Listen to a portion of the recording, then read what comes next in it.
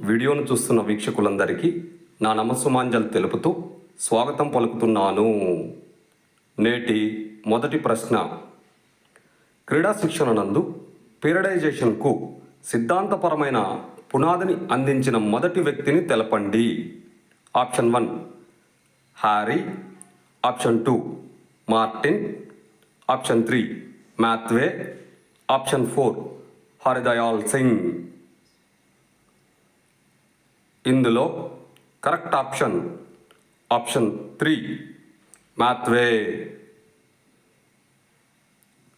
మరో ప్రశ్న, క్రింది వాటిలో దీనిని క్రీడా శిక్షణలో మొదటి మెట్టు అని పిలుస్తారు.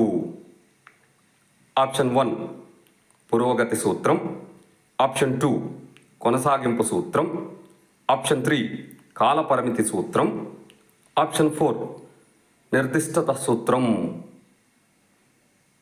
ఇందులో కరెక్ట్ ఆప్షన్ 1 పురోగతి సూత్రం.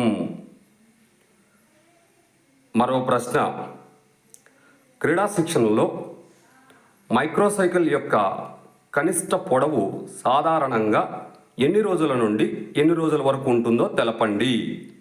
ఆప్షన్ 1 3 నుంచి 10 రోజులు, ఆప్షన్ 2 5 నుండి 10 రోజులు, ఆప్షన్ 3 7 నుండి 10 రోజులు, ఆప్షన్ 4 8 నుంచి 10 రోజులు. ఇందులో కరెక్ట్ ఆప్షన్ 1 3 నుంచి 10 రోజులు. మరో ప్రశ్న, క్రింది వాటిలో గస్టో హోమర్ అనే వ్యక్తి దేనిని కనుగొన్నాడు? Option 1 continuous training method, option 2 interval training method, option 3 circuit training method, option 4 fartlek training method.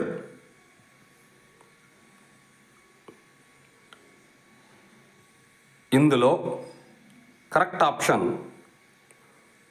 4 fartlek training method.